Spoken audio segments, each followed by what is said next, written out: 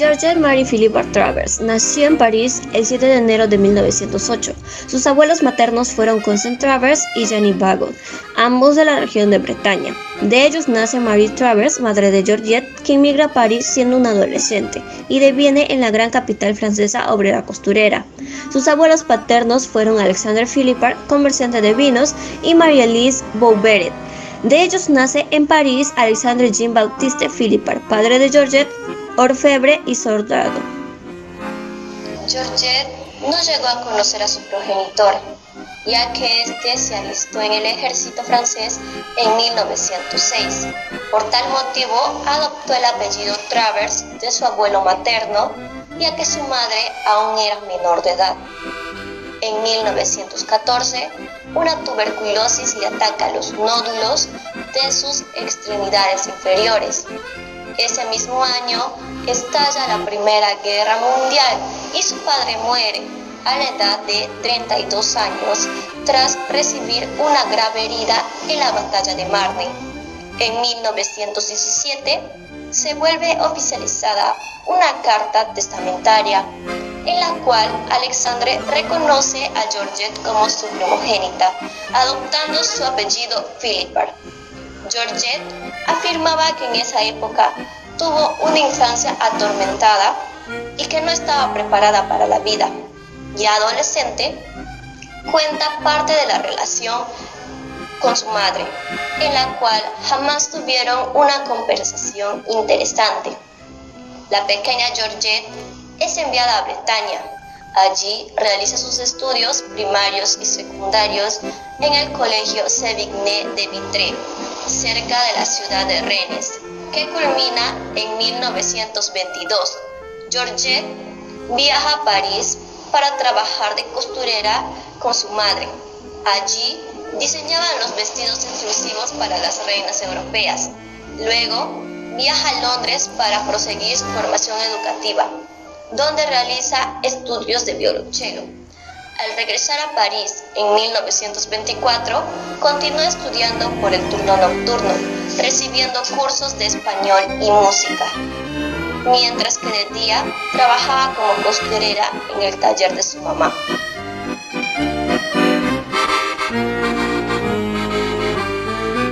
Según señala el biógrafo Miguel Pachas Almeida, Georgette y Vallejo se conocieron en febrero de 1927, ella con 18 años y él en la mitad de sus 30, dándose inicio así a la muy fuerte relación entre ambos y el primer paso de Georgette para introducirse a la literatura peruana, pues años más tarde ella realizará un acto muy importante para el país.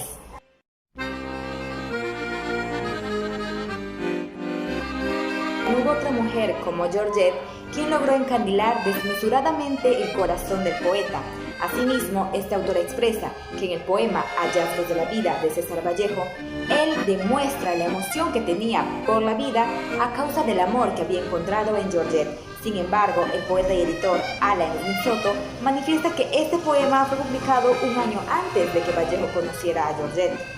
Por otra parte, debemos mencionar la carta de amor que Vallejo le escribe a su amada en 1927, en la cual da a conocer los siguientes versos. Mi niña dorada, vengo a decirte adiós y mi corazón palpita aún con inefable dicha. Me has hecho feliz esta noche como no lo he sido nunca. En el año 1979, Georgette contó a la revista española Triunfo los siguientes detalles sobre su relación con Vallejo. Nos conocimos de una manera muy curiosa. Usted sabe que los sudamericanos hacen muchos gestos al hablar, y yo veía en la casa de enfrente a unas personas discutiendo, gesticulando, y yo como vida le dije a mi madre, pobres los vecinos de enfrente, son sordomudos.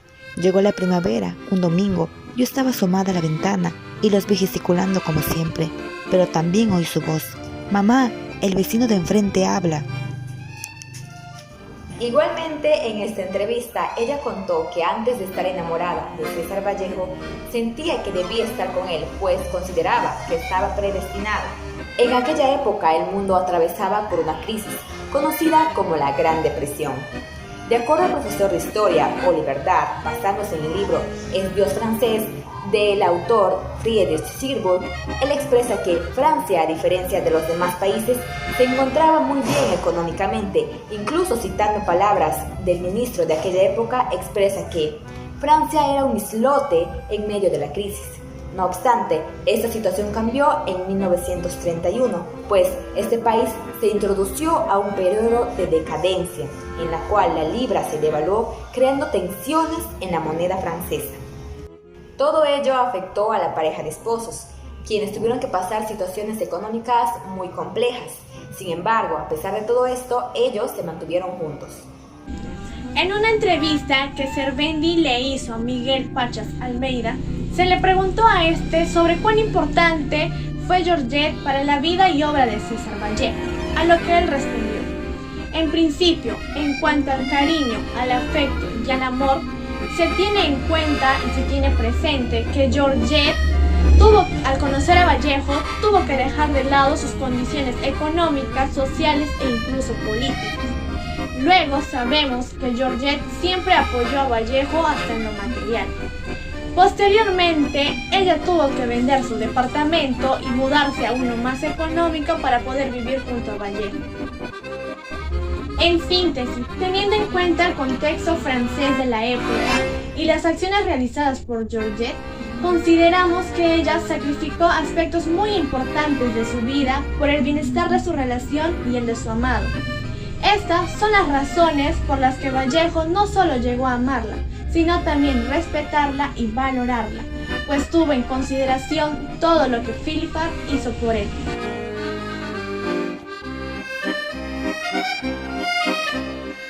A continuación, les hablaré sobre las diferencias y similitudes de César Vallejo y su esposa Georgette Vallejo.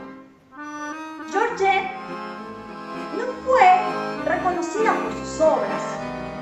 Sin embargo, César Vallejo sí fue un hombre identificado y respetado hasta esta época. Otra de sus diferencias es que ambos tenían distintos carácter, o al menos eso es lo que idealizó sobre ambos, de acuerdo a las especulaciones. Además, la cultura en la que crecieron fue muy diferente. A ello se debe agregar que, aunque ambos no pertenecían a familias adineradas, Georgette pudo gozar de ciertos privilegios, como el hecho de que sus familiares le pagaron sus estudios. En cambio, César Vallejo era un hombre que creció en una familia de clase baja y tuvo que superar diversas dificultades para poder estudiar. Ahora les hablaré sobre las similitudes. Ambos eran marxistas. No había otra cosa que conmoviera más a Vallejo, que le doliera más, y era la injusticia en el mundo. Él estaba, desde su nacimiento y prenatalmente, destinado a sufrir por el sufrimiento de los demás. No se puede olvidar ni minimizar la más entrañable propiedad moral de Vallejo, su imagen marxista, su imagen social revolucionaria. Y es así que Vallejo fue un marxista encendido, combativo, intranquilo. Se puede discrepar con sus ideas, pero no cambiarlas. No se puede fabricar otro Vallejo.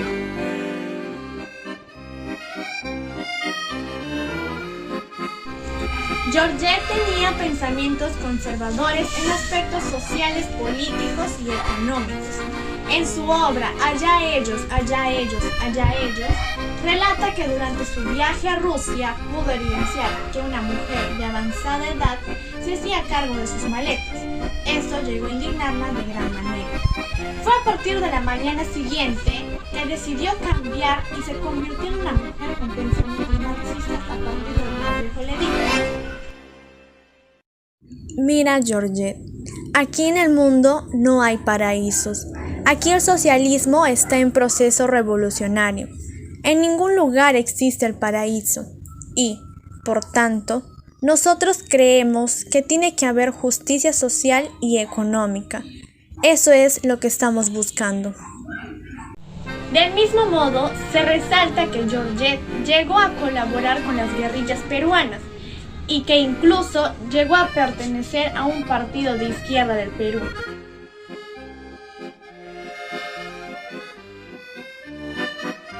Georgette Philibert, mujer que conservó el legado de César Vallejo. Georgette, una mujer única, empoderada, que luchó hasta el último para poder dar a conocer las obras de César Vallejo. Después de la muerte de César Vallejo, Georgette tuvo que pasar por diversas cosas para que las obras de César Vallejo hoy en día sean muy conocidas, ya que después de su muerte estas obras estaban a punto de desaparecer, tenían una desaparición segura, pero gracias a ella hoy en día se conocen las obras, se sabe sobre César Vallejo y como sabemos es reconocido a nivel mundial por las grandes obras que tiene, la forma de escribir, los poemas que ha escrito y todos los sentimientos que este autor nos brindó hacia todos. Un 6 de mayo de 1951, Georgette emprende un viaje al Perú. Un año más tarde viaja a la tierra añorada de su amado, Santiago de Chuco. Al llegar a la puerta de su casa, con una voz triste dijo: «Llego a la casa de Vallejo, pero sin Vallejo». Georgette obtiene una pensión vitalicia otorgada por el gobierno peruano. Más después, Georgette se quedará a vivir en Lima para emprender una constante lucha y así poder hacer respetar la vida y obra de Vallejo. En el año 1964 publica su obra poética, Máscara de Cal. Esta obra se dedicó plenamente a los seres queridos que llenaron su vida. En 1985, Georgette rechaza todo intento de musicalizar los poemas de Vallejo. Para que tiempo después, en 1966, el gobierno anularía la pensión que Georgette tenía, todo por enojo y rechazo, a lo que llevó a destruir algunos recuerdos de Vallejo.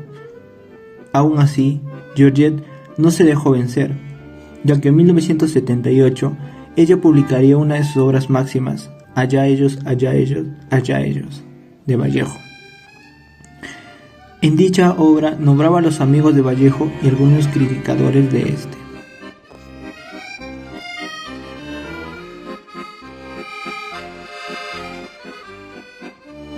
Poco apoyo que le brindó el gobierno peruano a Georgette. En 1957 o 1958, Porras obtiene del Ministerio de Educación que se le concediera una modesta pensión vitalicia a Georgette.